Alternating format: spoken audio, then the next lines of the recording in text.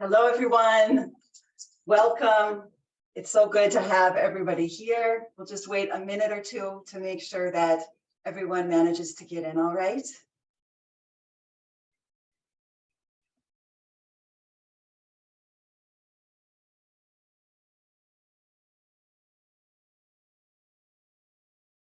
Welcome.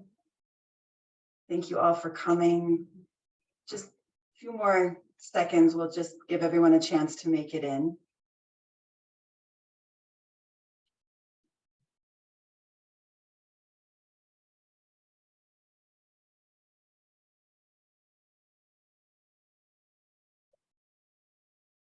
Welcome, everyone. Some of you know well the story of Walaja and have been deeply involved. For others of you, it's new. All of you, thank you for coming. My name is Annie Cantor Ben Hillel. I live in Jerusalem and am part of a group called Friends of Walaja. It's a group of Jewish Israelis in West Jerusalem working in solidarity with the villagers to bring housing justice for Walaja. First of all, I would like to thank our fantastic co-sponsors, Amenu, Americans for Peace Now, Su'a, and Telos, for their involvement in this event and their ongoing concern and care for Walaja in general. I'm letting you know that we're recording, and we'll share a link with all those who registered, and you're welcome, of course, to pass it along. I'm so happy to be joined by Ibrahim El-Araj, a resident of Walaja and a member of the village's leadership committee. And following, we will see a short video about Walaja and its quest for housing justice. We'll also get an update on the planning process from Sari Kronish of BIMCOM, Planners for Planning Rights. BIMCOM is an Israeli NGO, and together with Ir Amim, another wonderful Israeli NGO, they're leading this process together. We also will hear a few short words by others who have been working hard from various angles on behalf of Walaja and in solidarity with Walaja. And finally, there'll be a chance for a few questions. All this in an hour maximum. The chat has been disabled, but please use the Q&A and you will be able to, at the bottom of your screen, and you'll be able to answer any question, ask any questions, and we can address as many of those as we can at the end. Now I'm really happy to introduce you to Ibrahim El-Araj, one of the residents of Walaja and a member of the village's leadership committee. Ibrahim. Yes, good evening for everybody. I would like to introduce myself. My name is Ibrahim El-Araj. I am from Walaja. I am a member of the committee of the 310 houses demolition. Firstly, I would like to thank you, everyone, about your caring about Walaja and about the suffering for the people in Walaja because of the demolitions that we took this even many years. I would like to thank you about your caring, and I would like to tell you, everyone, that we are working now in order to save our families because of these demolitions here in our village. Now we are working with the planners from Tel Aviv. She's very good.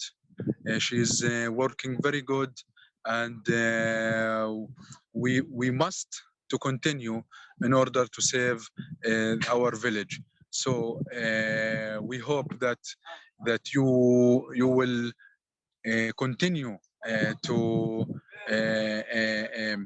to encourage us and to support us in order to prevent these demolitions for our families, for our children's.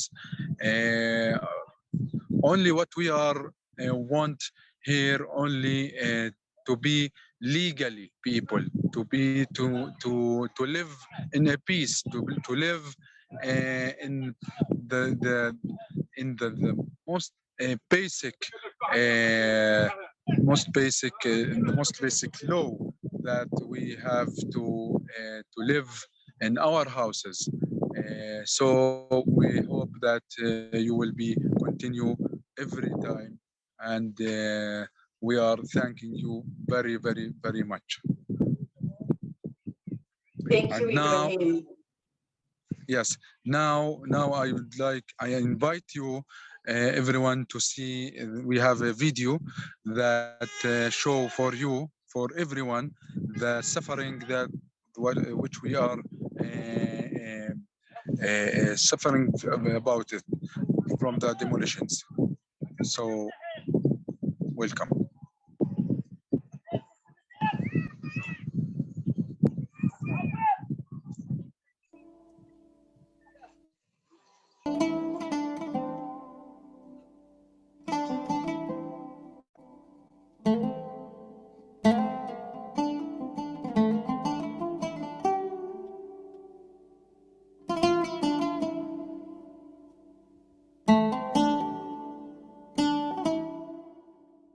أنا اسمي حسن أبو التين.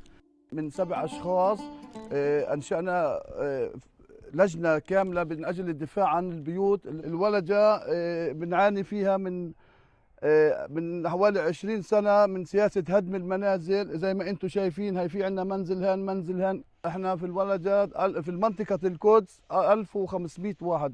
هذا البيت بنيته بال 2016 و2016 وانا ببني في البيت اجاني انذار هدم. هذا الحافظ على اولادي وعلى اولادي يعيشوا بامان في البيت هان.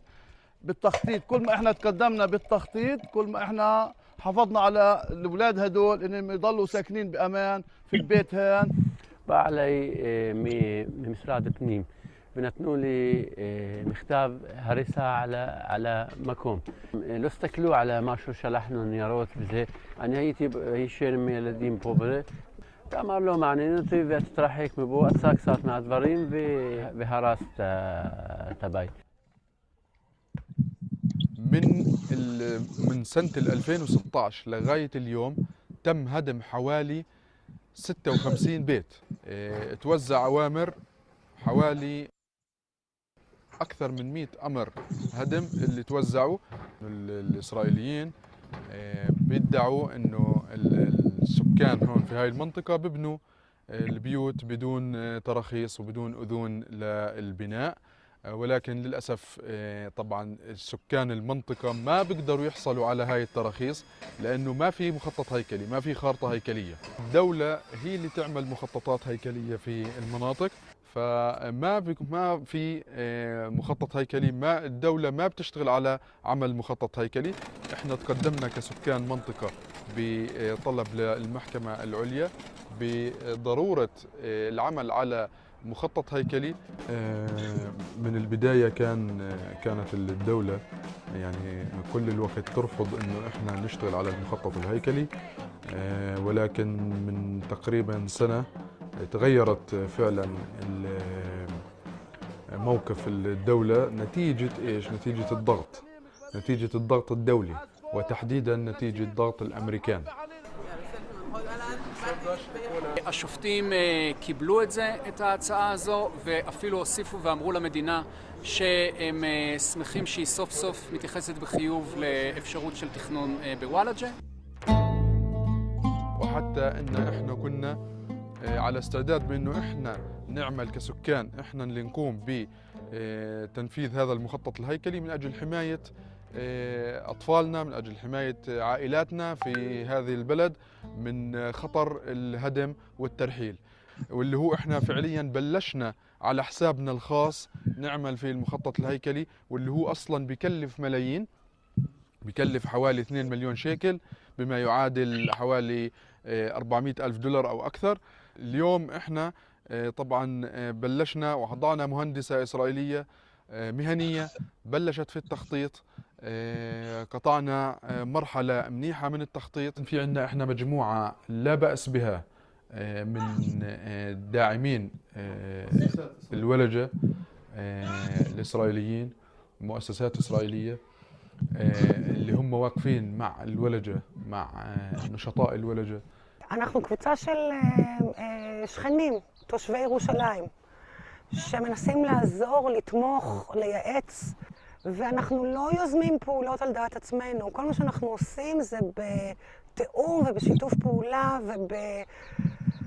ובתשומת לב לדברים שבאמת יכולים לעזור. עשינו כבר שינוי אחד, שכנענו את המדינה להסכים לתוכנית, ועכשיו זה נמצא אצלנו, לקדם את זה כמה שיותר. יש לנו כאן הזדמנות בתוך כל העוול הגדול, להיות שותפים למשהו שהסיכוי שלו להצליח הוא גדול מאוד.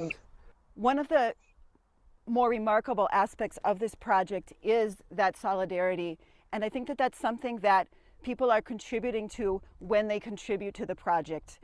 I go to bed at night and I wake up in the morning praying that there's a zoning plan for Al-Walaja one day, and we believe that we'll achieve it. ولكن إذا إحنا استمرينا بنفس الجهود اللي إحنا شغالين فيها في موضوع المخطط الهيكلي، قدرنا نحصل على أكبر عدد من مؤيدين لسكان الولجة ولقضية الولجة، فإحنا يعني إن شاء الله رايحين ننجح في هذا الموضوع وراح ينجح المخطط الهيكلي. احنا ما بنطالب بشيء كثير، احنا نطالب احنا كسكان نعيش بامان في داخل بيوتنا، ما بدنا اكثر من هيك.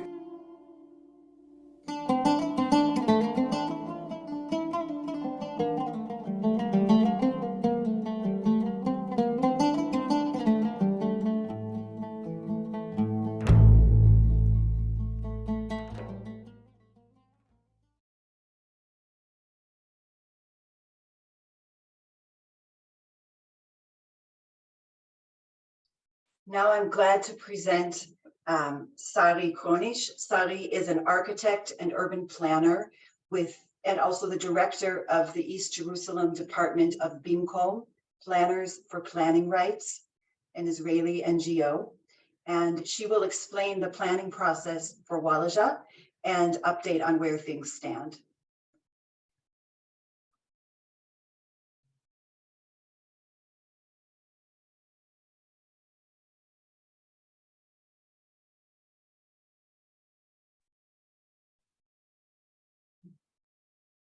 Hi, everyone. That's a very powerful video. I'm speaking today in the name of two Israeli organizations, as Annie mentioned, BIMCOM, where I work, and Iramim as well. We've been partnering very closely with the village of Al-Walaja for many years now in the efforts to halt home demolitions and to seek planning justice.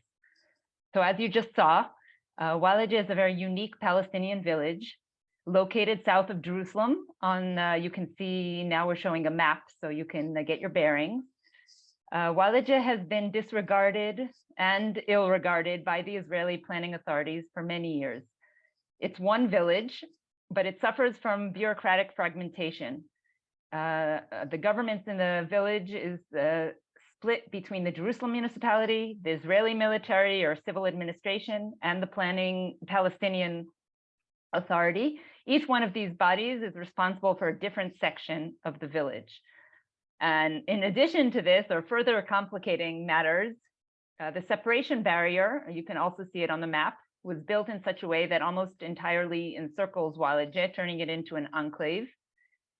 You can see how it's entirely encircled by the barrier, the red line, or by settlements, either existing ones or planned ones. And the built-up area of Al-Walaja is all on the Palestinian side of the barrier, cutting it off entirely from Jerusalem. Also important to know that a considerable amount of Al-Walaja agricultural lands, which you saw so beautifully in the film, remain on the Israeli side of the barrier, deeming them inaccessible to the villagers.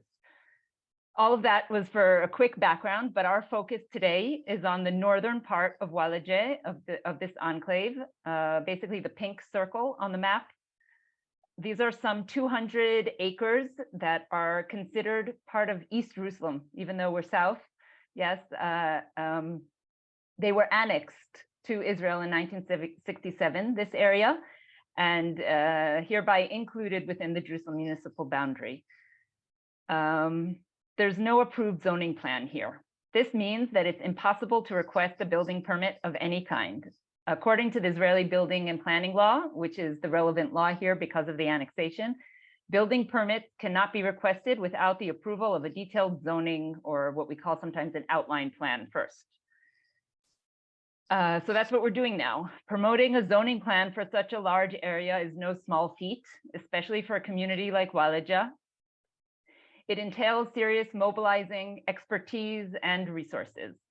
The goal of the planning process at this point is to first and foremost bring recognition to this part of the village, allowing existing construction to remain and defining the extent of further construction in the future.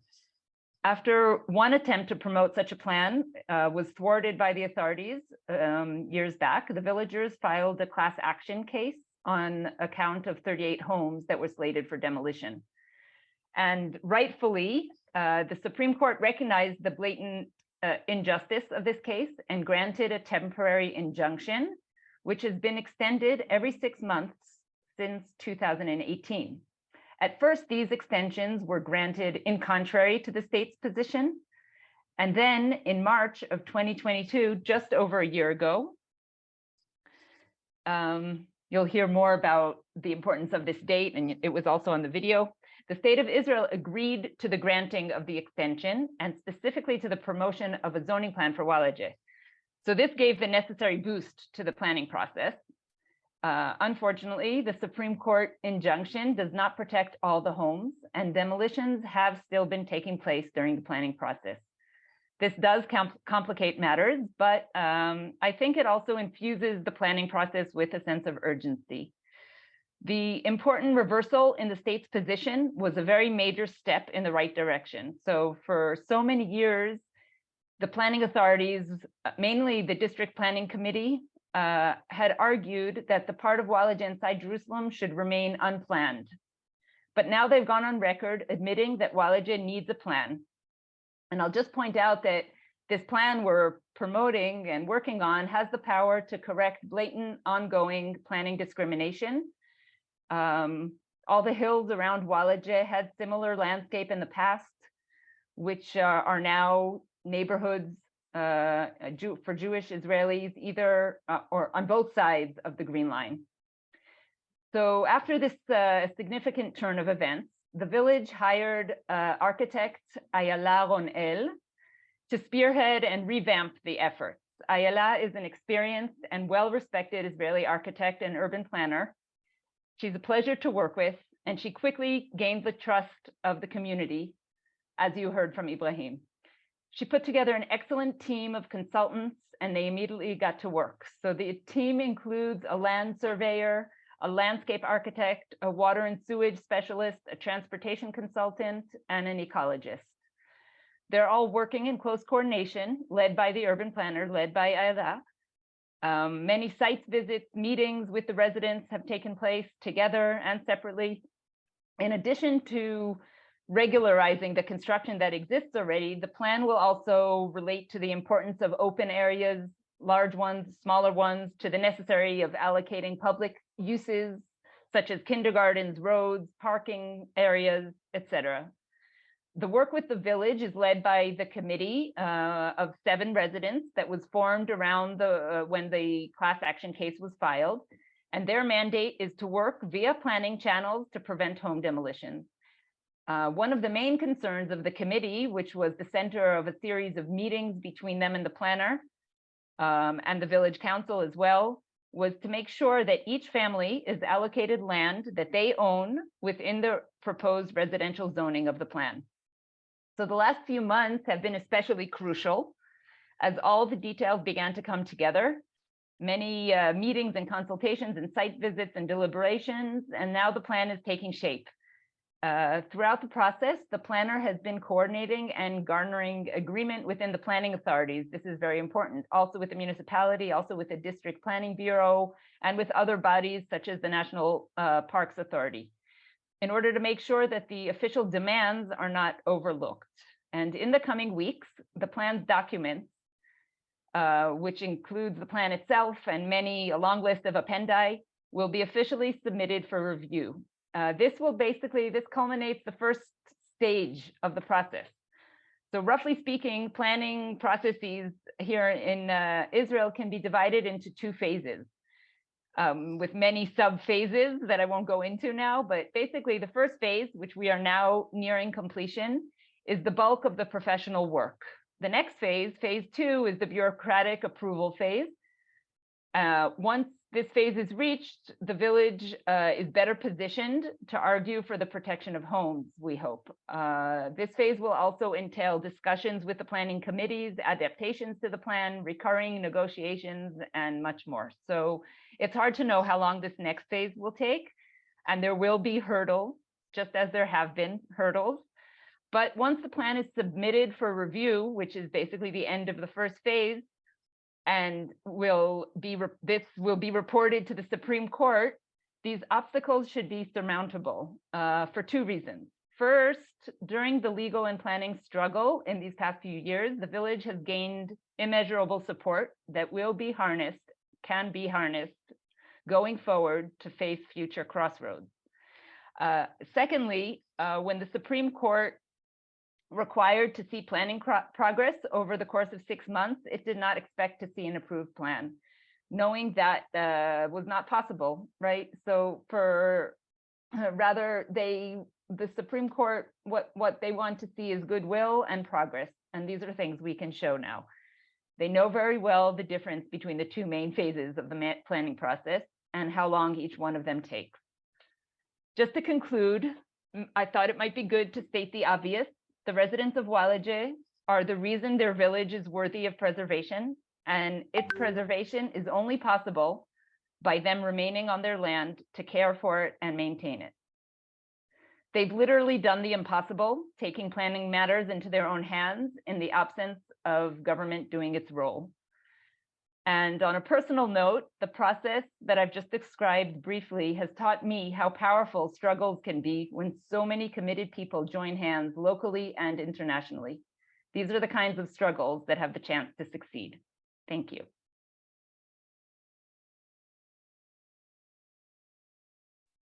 Thank you so much, Sari, for that update on the planning process and the really remarkable progress, better than we could have ever dreamed, that we've been making so far on that plan that the villagers have been making, and with Ayala. Next, I'm happy to present Mark Zivin. Mark is a member of the boards of J Street and the Alliance for Middle East Peace. And go ahead, Mark. Thank you. Okay, well, thank everyone for being here. Your involvement has gotten us where we are today. And I think we've heard some very encouraging news, but we've entered a new phase of this battle. Many of the important legal hurdles have been cleared. The courts brought the municipality to the table, but in another of the many catch-22s the residents have faced, while the government's willing to work with the village on the plan, they aren't willing to pay for the plan, which of course they do elsewhere in Jerusalem. So now we face a different kind of hurdle, and that's financial hurdles. The project now is to raise the funds to pay for the plan. Now, we all get multiple emails every day, maybe every minute, from worthy organizations that are seeking our financial assistance. And it's a tough choice. There are many good causes, and they all need our help. But let me lay out some of the reasons that I'm so adamant about supporting this project if you care about what's happening in Israel and Palestine. This is a tangible project. Through my work with ALMEP, I see many organizations that are doing good works on the ground, but their outcomes are hard to measure. Here, we can see the results on the lives and on the faces of the villagers. I also see this as one of the most clear-cut examples of the calculated, widespread, consistent, insidious, and downright shameful housing and land policy of the Israeli government. These policies include the refusal to recognize land ownership of the Palestinians, refusal to issue building permits, and then cynically demolishing structures when the Palestinians build anyhow, as we saw the kind of shocking pictures that we saw in the video. The usage of various civil excuses for confiscating land or relocating residents, bogus security reasons sometimes, archaeological reasons, ecological reasons. They'll find any reason basically to conduct their policy. And then of course, the usage of the security barrier. As Sari said, they built the security barrier right on the edge of this town to prevent the farmers from reaching their fields. It's cynical, frankly. And it, as you can tell, it makes me a little bit angry. Frankly, I haven't seen a more clear-cut black and white example of the sheer discrimination in land policy than Al-Walaja. And that is why it's so important, I think, for us to win. This is a rare opportunity to actually defeat the land policy and perhaps set an example. This is, as everyone on this call knows, it's rare when we can actually get a win. Now, as you probably know, Congresswoman Jan Schakowsky was a major force in getting 50 signers to the Schakowsky, Price, Raskin, Yarmouth, Pocan letter last March, which called on the State Department to put pressure on the government of Israel. And many of you were critical and lobbying for that. And I want you to know that the villagers, by the way, have said that was a dynamo in really pushing the Supreme Court to rule the way they did. Well, Margie, I, and Amy Cohn of Iramim and Howard Sumka were sitting in Jan's office last December talking about Al-Walaja, and she gave us some important words. She said that as a former community organizer, she understands how critical it is for movements to have wins, to maintain the energy and enthusiasm for the long haul, and most of all, to maintain hope for bigger wins along the way. She's a strong supporter, and I heard from her, and she sends her good wishes and her support. She's a very strong supporter of this movement. So I support, as much as anything else, Al-Walaja, because I see it an opportunity to get a win. But we have a daunting practical challenge ahead. The planner has been working in good faith and all is on track to complete phase 1 by late June, when the Supreme Court will review this again. But the planner's owed a significant amount of money for all the work that she's been doing with her goodwill. By that day in June, at the end of phase 1, she'll likely be owed approximately $100,000. And in good faith and in order to assure continued work on the project, she deserves to be paid. This is why I'm asking you to do whatever you can to help, to give money to help pay for this project and to protect the victory that we have so far. Please know that all the money raised is going directly to pay the planner. There's no administrative or operating fees being taken by the organization sponsoring the event. So your contributions are going for the project. Ken Bob will talk more about this shortly. And there's another positive development that I want to share. We have a donor who's willing to match dollar for dollar all of the money that's raised. So your contribution will go even farther. The link to contribute will be in the chat if it isn't already. And please know that I also want to tell you that I would be happy to talk to any of you that are interested personally. And so if you're interested in finding out more or learning more or discussing it with me, please send your contact information to the Solidarity Friends for Al-Walaja. The email link is in the chat. And thank you so much for being here and listening. And now I'll send it back to Annie. Thank you, Mark. Thank you so much. Okay, Ken Bob, President of Amenu, I'm happy to welcome to say a few words. Ken. Thank you, Annie. And I just want to add my welcome and thanks to everyone who has joined us today. A little over a year ago, I had the opportunity to visit Walaja with the amazing Annie, Sari from Bimkom, and Aviv from Iramim. I met Ibrahim and Hassan from the village and was deeply moved what I saw and heard there. I learned of their catch-22 situation in which the government was carrying out home demolitions without providing any planning pathway like they would for our Jewish community. The legal steps the village were taking vis-a-vis the Supreme Court could delay losing their homes, but developing a longer-term strategy demanded wide support from people like us. There was consensus among the Amenu Executive Committee members to organizationally join this coalition in support of Walaja. And we took on the responsibility of putting together a landing page on our website and serve as the fiscal sponsor for this effort to fund the planning process for the village. This means that all contributions made are tax deductible. I want to add that 100% of all funds raised will go towards covering the expense of the planning process and paying the planner, as Mark just outlined. Amenu is taking no fee for our part in this effort, and we feel honored to play a role in the campaign. In the chat, you will find the link for online contributions and the Amenu office address for a snail mail if you want to send us a check. If you use a donor-advised fund to make charitable contributions, we'll also put our EIN in the chat, so you'll be able to find Amenu there. The DAF may be able to directly transfer the funds to Amenu, or they'll just issue a check and send it to us. We are inspired that we have such a dedicated group of partners, all dedicated to this focused initiative. We hope you will join us in this endeavor. Thank you. Thank you, Ken. Thank you. Now I would like to welcome Hadar Suskind, President and CEO of Americans for Peace Now.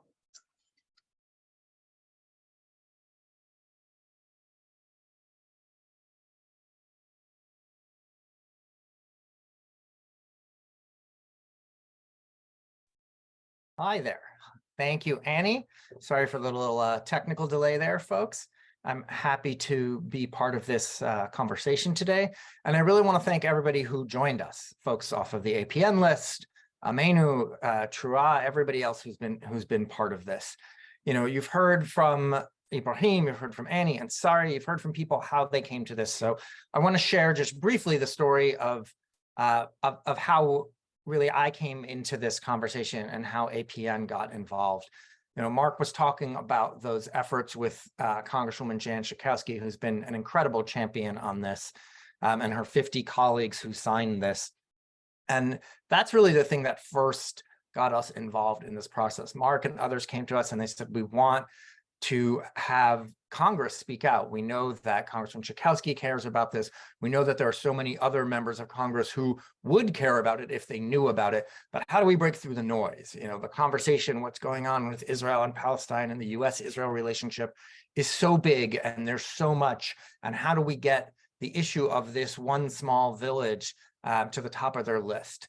And so we were really pleased to be able to help with that, to talk to those members of Congress, to work with our colleagues and share this information with them and explain to them what's going on. Because just like you're hearing today, you know, the personal stories and understanding what this means for individuals and this community, I think is so powerful. And when we talked to members of Congress about that, we got the same response. They wanted to know what they wanted to do, what they could do. They wanted to know how they could help. And so they did that letter. They sent it to Secretary Blinken. We know, because we heard back, as Mark said, that that letter was impactful on the Israeli Supreme Court decision and in the Israeli political sphere. And we continue to be asked by members of Congress for updates. They want to know what's happening. It was not one and done for them. They're paying attention to this issue. And so when the time is right, we're going to work with them again to raise their voices and make sure that they do what they can, working with our U.S. administration to speak out on this and hopefully to get some answers from the Israeli administration on this. I want to share one other piece because for me, at least, I don't know about everybody else, on the day-to-day, this work is done here in Washington. This work is done in our offices, working with Congress, working with the administration. And we are in close contact with many people on the ground in Israel, many and Israelis, Palestinians alike. But there's a big difference, and I know many of you know this, between talking to people and even seeing a powerful video like we did today and getting the chance to go there and see it yourself. And in March, I led a group of 20 APN leaders on a trip to Israel and Palestine. And from the very beginning, when we started planning that trip, one of the things we prioritized was visiting Al-Walaja. We wanted to see it ourselves. We wanted to hear from Ibrahim and his colleagues ourselves and really get a feel for it. And, you know, even the drive there from Jerusalem, you're passing through checkpoint after checkpoint. You're passing through construction where you're seeing roads that are being built to separate Israelis and Palestinians even further, roads that only Israelis will be allowed to drive on. And you get to the village and it's beautiful, as you saw, and you walk around and you see these holes, these festering sores where there were homes. And, you know, we stood for the beginning of our conversation there in the wreck, the remains of a home, broken concrete and glass, where children were raised, where people lived together, and for no reason other than the bureaucracy that Mark described, those homes have been taken from those people. And we sat at the end of our visit, at the end of our conversations there, we sat and we had a beautiful meal in the restaurant there, overlooking the valley. And it was really powerful. And I know everybody who was on that trip with me asked, what can we do? How can we help? And when we came back, maybe a month later, you know, that very site where we sat and ate our lunch was destroyed by the Israeli administration.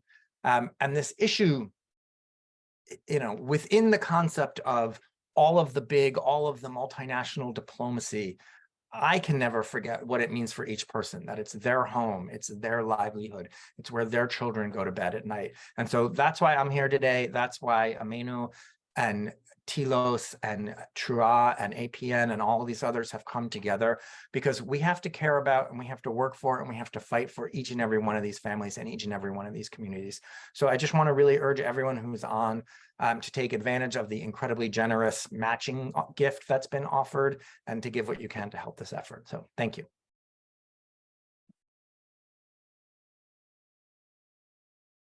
Thank you, Hadar. Thank you so much. And now I'd like to invite the panelists as well as another few guests who will be available for the Q&A. You've already met Mark, Ken, Hadar, and Sari, and Ibrahim. And now we also have joining us Aviv Tatarski, Senior Researcher at the Israeli NGO Ir Amim. When I call your name, if you don't mind waving, that would be great. And we have Howard Sumka, former director of USAID for the West Bank and Gaza, as well as a J Street activist. We have Ben Linder, a J Street board member and active in supporting Palestinians fighting against land expropriation, home demolitions, and forced expulsion. And we have David Snyder, an American Jew from Minneapolis, where I grew up, where much of the work on the American side of Friends of Al-Walaja began. So I see that we have a few questions. We have one question about whether the contributions will be tax deductible, and yes, definitely they are, as Ken said. And we have a question from Peggy. Peggy has asked, what has been the experience of Isawiya that completed a master plan, a zoning plan, an outline plan? What can be learned for Walaja from their experience? Perhaps Sari or Aviv, you would like to take that question?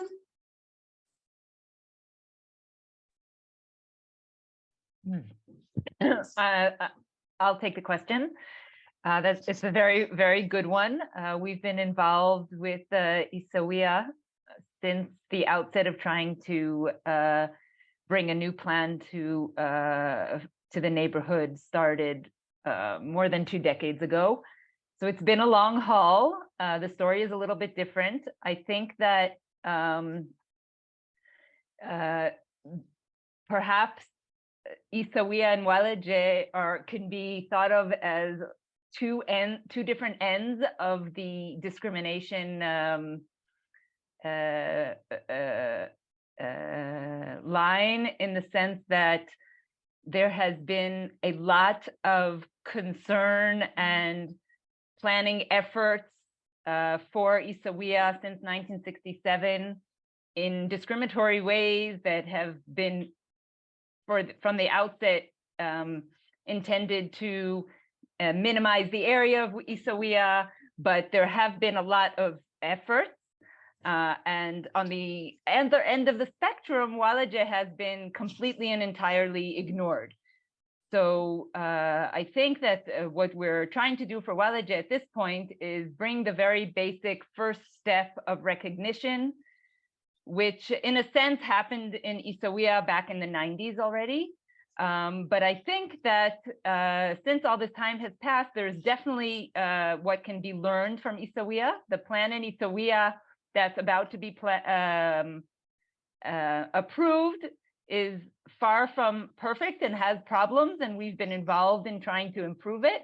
But certainly it's a very big step in the right direction, and it will give the people in Isawiya the chance to regularize their homes.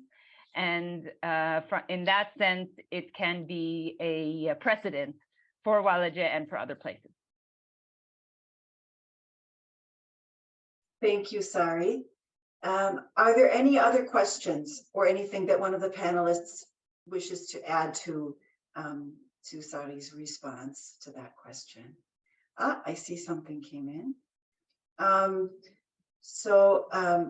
The question is, I thought that there was some Israeli law that concrete buildings could not be demolished. Is there a law like this on the books? And if so, how does it apply or not apply in the case of demolitions?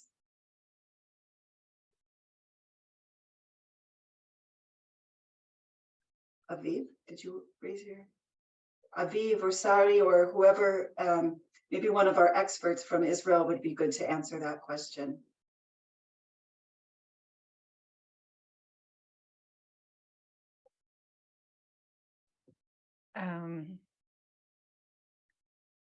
Unfortunately, enforcement is a part and parcel to the Israeli planning and building law. And the Israeli governments have taken the letter of the law very literally. And even in places where the injustice is striking, they use the ability that the law empowers them with to demolish. And I don't know of a clause that prevents demolition of concrete. I think that most of the buildings that are actually demolished are actual are homes. There are also temporary structures that get demolished, and non-residential structures, but the most of the actual demolitions and the demolition orders which are in place are for homes that others can speak for this too, because you visited the homes in Walaja that are up for demolition, and the piles of concrete that were mentioned here are a result of actual demolition by the state. Thank you, Sari. Thank you. Here's another question from Ori Nir. The current Israeli government just approved a 5-year development plan for East Jerusalem. Would this plan benefit Walaja? And I think that connects with the general question of what the next steps are for Walaja, vis-a-vis its position being considered East Jerusalem, the part where the demolitions are taking place.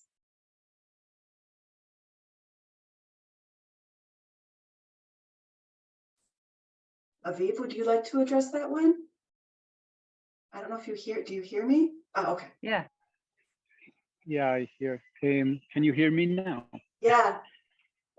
Okay, so hi everyone, and thank you very much for this very moving and strong evening. I'm Aviv from Iramim. So regarding the 5-year plan, the 5 years are just ending. So the first 5-year plan was a Israeli government decision from 2018, a right-wing government, and Netanyahu was prime minister then as well. And it was quite exceptional in by allocating a relatively big budget, 2 billion shekels, maybe $500 million, over 5 years for, they defined it as improving economical conditions in East Jerusalem, okay? And when asking about Walaja, I think there are two significant things.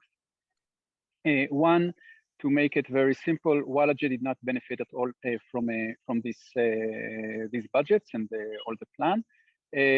Sari has said it very clearly. Walaja at best is ignored, and the way that Walaja residents say it, and I'm sure that here all the panelists that visited Al-Walaja heard it from the residents themselves. They say cynically or sadly that the only service they get from Israeli authorities is home demolitions. So that's one part of the answer. Another part of the answer is that these budgets go to many fields, education, infrastructure, and so on. They do not at all go to the area where they are most needed, which is making of zoning plans, which is a big problem in all of this Jerusalem. In Walaja, it's brought to an extreme. And maybe the last thing to say about it is that even this 5-year plan was the result of quite a lot of lobbying, both of Israeli NGOs, activists, people within ministries, and so on. And that created this very, at the time, surprising change that suddenly a right-wing government is putting money for the welfare of Palestinians in East Jerusalem. There's criticism to put at it, but anyway, it's a result of lobbying, of activism, and this is what we're doing in Walaja, and this is what we need to continue. Thanks so much, Aviv. We have another question here, which is, are there security concerns relating to the demolitions in Walaja? Are the demolitions perhaps the result of something relating to security? Are there concerns about what, or the opposite, could demolitions lead to security concerns?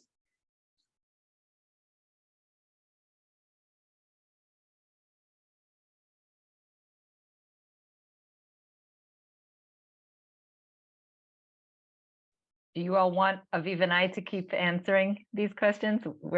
We can try. Aviv might have something to add to this. I mean, I think that there are many demolition orders, and actual demolitions are a lot and too many. But not all the demolition orders are carried out, or the government doesn't even think they can carry them all out. And that in some cases, really, you hear more in the media about demolitions, and sometimes there are spikes in demolition as sort of punitive action. Still, there's a difference between punitive demolitions that are talked about that are not planning and building law demolitions, and sometimes planning and building demolitions that are the result of the planning and building law are used as a punitive measure. This being said, this is not at all the case in Walaja. Walaja is being watched for other reasons that have to do with geopolitical reasons and simply with wanting to prevent in very broad terms, planning in East Jerusalem is subjugated to demographic policy, and Walaja is an example for that. So it's sort of a demographic game, and Al-Walaja has gotten the brunt of this since 2016 for many reasons. So the issues in Al-Walaja are not at all security related. However, I think that one of the results of demolition is just creating ongoing hatred on the Palestinian side. And that is certainly a miscalculation on the Israeli part. Thank you, Sari. Okay, here's another question. Zoning is a slow and boring process, right? Zoning, planning. I mean, not for you, Sari, but I guess for the average Joe. And so this person asked, could you say something about how the life of the villagers actually will be affected in the present as a result of this process? And yeah.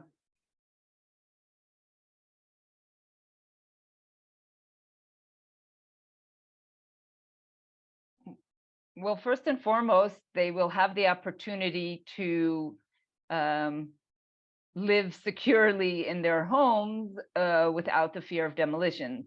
I think that is the main reason that they're interested in planning. Obviously, planning will then have hopefully other end results in terms of being able to both develop and protect the village. But first and foremost, once there is a plan, and also once the plan is in the second phase, like I mentioned, there's more chance to protect homes from demolition. Annie, can I add something to that? Look, I think, we're talking about, I mean, this is ultimately a planning process, and we're talking about it that way appropriately, but that puts a really a polite veneer on it, right? I mean, what we were talking about, this process of constant home demolitions and the threat of demolitions to almost every home there is about driving people off of the land. And we shouldn't miss the big picture, right? This is about making life untenable and impossible for the villagers in Al-Walaja who've been on this land, as we've discussed, for generations and generations and generations, who already had to move around parts and pieces of it in 48 and 67. But this is consistent with what we see from this Israeli government and frankly, previous Israeli governments in many, many, many places, which is about driving people off of their land. And, I think there are questions about why this, why that. That's the answer. There are smaller questions underneath that, but the answer is there is a broad campaign by this government to make life untenable for people and whole villages. And we saw a different village, unfortunately, literally evacuate this week, right? And I think it's just important to look at the big picture as well. If I could, Annie, just to add a very quick point to reinforce what Hadar has said. At virtually the last official thing I had when I left Israel in 2010, I had an opportunity to raise the question of Al-Walaja, which had been brought to my attention by my daughter, who was working in Israel at the time. And this person was about to take a position with the Israeli Land Authority. And he was about to go down to Al-Walaja to look at what was going on. And I raised all the concerns that I had secondhand at that time. And he looked at me and he said, forget about it. We're taking that land. That was 13 years ago. And so this is not something that's just happened recently. This has been part of a very broad displacement and land grab plan by the Israeli government for a long time. It wasn't until a year after that I actually got to see the village and was appalled, of course, at what I saw. That then the issues were all about where the separation barrier was going and houses were being fenced in and so on. When I had the opportunity to pick this up again with all of you, I really jumped at it because I think this is a problem that needs to be solved, and human dignity and justice demands that the people of Al-Walaja get to keep their village. Thank you. Thank you very much. We have another question asking about how widespread the phenomenon of illegal, right? Palestinian construction in Jerusalem is. I put that in quotes because they don't, in those cases where it's illegal, very often they don't have any choice. But the question is, how widespread is that phenomenon in East Jerusalem due to, as this person rightly asks, the absence of master plans for Palestinian communities?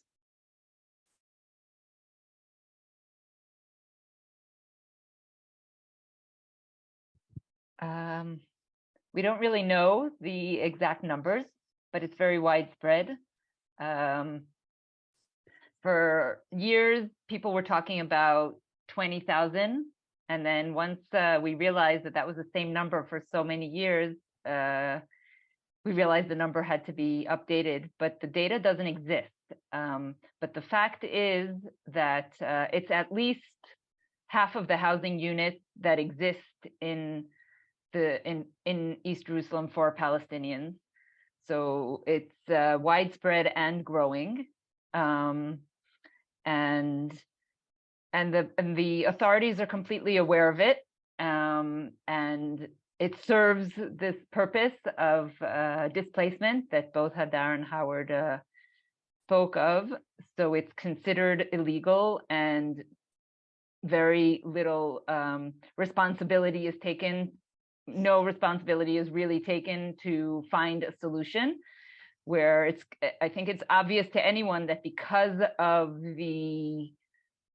of how widespread it is, that it's clearly a question of, or that it's clear that the onus is on the authorities, and that not so many people want to actually be criminals inside their own homes.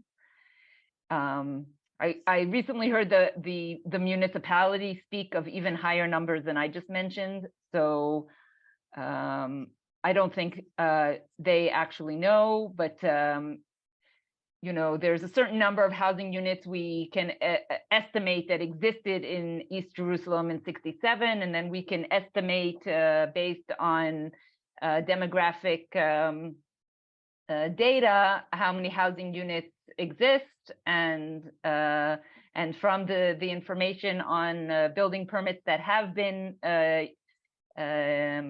given, which are very small, we estimate that it's at least half of the units that Palestinians live in today in Jerusalem.